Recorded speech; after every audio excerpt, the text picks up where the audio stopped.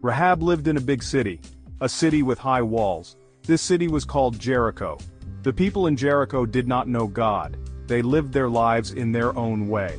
Rahab was known in this city, but she was known for things that society did not approve of. She carried a heavy label, a label that whispered outcast wherever she went. This label was like a heavy, uncomfortable coat. It was hard to take off even on a warm day. She probably felt very alone, surrounded by many people. Imagine wearing a sign around your neck, a sign that shouts out your biggest mistakes, a sign for everyone to see. Rahab must have felt like that every single day. The people in her town likely whispered about her. They might have pointed fingers. They judged her based on what they saw or what they heard. She was not seen for the good that might be inside her. She was only seen for the label they had given her. This must have been a very painful way to live. Her heart probably ached with a quiet sadness. Society has many labels. It likes to put people into neat little boxes. Sometimes these boxes have unkind names: not good enough, unworthy, forgotten, different. Rahab knew these labels intimately. They were stuck to her like sticky mud that wouldn't wash off. These labels tried to define her. They tried to write her story before it was even finished. But labels from people are not always the true story, especially when God has a different plan, a different story He wants to write. He sees beyond the outside, beyond the whispers. Rahab's home was unique. It was built right into the city wall, a massive wall designed to keep enemies out, or perhaps to keep its own people in. She lived on the very edge of her society, in more ways than just her address. Her life was on the fringe, not in the center of accepted circles. But sometimes, those who live on the edge see things more clearly. They are often closer to the world outside the walls. God was about to use her unique position. He was about to use her place on the edge for something amazing. One day, everything began to change. Strangers arrived in Jericho. They were not ordinary travelers. They were spies. They came from God's chosen people, the Israelites. They were on a secret mission, a very dangerous mission. They needed a safe place to hide from the king's soldiers. If they were caught, it would mean certain death for them. They were looking for help.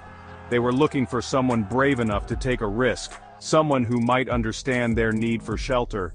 Rahab saw these men. She sensed they were different. She had heard stories about their God, a powerful God, a God who did mighty and wondrous things for His people. A small seed of hope, perhaps a tiny mustard seed of faith, began to grow in her heart. Maybe this God was real. Maybe this God was different from the gods of Jericho. She found herself at a crossroads. She had a choice to make, a very big, life-altering choice. It was a choice that was filled with great risk and uncertainty. She chose courage. She chose to act on that tiny seed of faith. She hid the spies. She protected them from the king's men who came searching. This was an incredibly dangerous act of defiance. She could have lost her life for helping these enemies of her city. But something inside her, a quiet whisper of trust, urged her forward. She believed in something bigger than Jericho's walls, bigger than her past mistakes, bigger than her fear of what might happen. She put her own life on the line for these strangers. Before the spies left, she made a request. "Remember me," she pleaded. "Remember my family when your God gives you this city." She wanted safety. She longed for a new beginning, a chance for a different life. It was a brave request, a bold plea born from that flicker of newfound faith. She tied a scarlet rope in her window, just as the spies instructed. This rope was to be a sign of her trust, a symbol of her hope for rescue. This simple scarlet rope became her lifeline to a future she could barely imagine. The walls of Jericho were famous. They were tall and strong. Everyone in Jericho thought they were safe behind those walls. They believed nothing could bring them down. But God had a different plan. His people, the Israelites, marched around the city. They blew trumpets and shouted with all their might.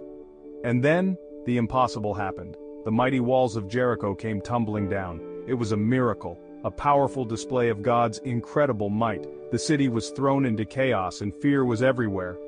But amidst the falling stones and dust, Rahab's house was safe.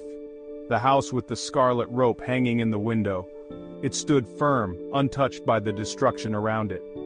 The spies, true to their word, kept their promise. They found her. They rescued her just as they had vowed. And they rescued her family too, just as she had asked them to. Her single act of faith, her brave choice to help, saved them all. God honored her courage. He protected her and her loved ones amidst the city's ruin. Her small act had incredibly big results. Rahab was no longer an outcast. She was no longer defined by Jericho's judgment. She became part of God's people. She was welcomed. She was accepted. The old heavy labels fell away from her like an old worn-out coat she no longer needed. She was given a new identity, a new family, a new future filled with hope. This was God's amazing grace at work in her life. He saw her heart, her faith, not her past occupation or her city's opinion of her. He offered her a clean slate. And then, something even more astonishing happened. Rahab, the woman from Jericho, became part of a very special family line, a truly important family line in God's plan. Great King David, a man after God's own heart, came from this very lineage. And many, many years later, Jesus himself was born into this family. Yes, Jesus, the Savior of the entire world. Rahab, once an outcast, was an ancestor of Jesus. God chose her. What an incredible, inspiring story of complete transformation and divine inclusion. God sees you differently than the world does. He does not look at your mistakes first. He does not focus on your past stumbles. He sees your heart. He sees the wonderful person He created you to be. Society might try to give you labels. Labels like failure, or not smart enough, or unlovable. These labels are heavy. They can weigh you down like a backpack full of stones. They try to tell you who you are. But please know these labels are not the truth about you. Think of God as having a giant, gentle eraser. He can erase those old labels from your heart, the ones that hurt you, the ones that whisper lies about your worth. He wants to write new words on the tablet of your heart, beautiful words, words like chosen, loved deeply, completely forgiven, infinitely valuable. These are His labels for you. They are true, they are powerful, they bring freedom and light, they are the names He calls you by. Rahab's story shows us this beautiful truth. She was once considered an outcast by her people, but God saw her differently. He made her chosen. He completely changed her story from one of shame to one of honor. He can do the exact same thing for you. It does not matter what your past looks like. It does not matter what mistakes you have made. His grace is bigger than any mistake. His love is stronger than any label. He offers you a new beginning, a fresh start, always and forever. So, today, try to let go of those old dusty labels, the ones society might have given you, the ones you might even mistakenly give yourself. Listen to God's voice instead. His voice is gentle and true. He calls you His child. He calls you precious and beloved. Embrace His labels for you. Live in the sunshine of His love. You are special to Him. You are an important part of His amazing plan, just like Rahab was. Your journey matters. Your story is still being written, and He holds the pen.